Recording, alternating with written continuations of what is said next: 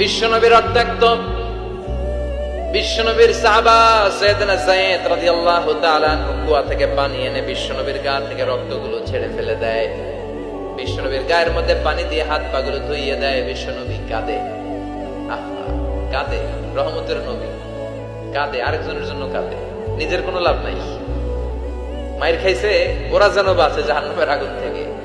সুবহানাল্লাহ কইবেন না?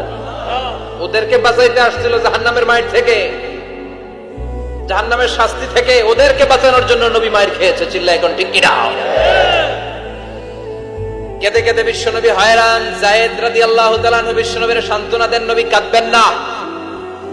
হামলাতুল জিবাল, পাহাড় রক্ষী ফেরেশতারা এসে বলে, নবী আপনি শুধু অর্ডার করেন, এই যে পাহাড়ের গিরিপথ, এই দুইটা গিরিপথ, এই দুইটা পাহাড় এমন ভাবে দুই দিক থেকে চাপা দেব গো নবী, তায়েফের সবগুলো ছেলের মুহূর্তের মধ্যে ধুলি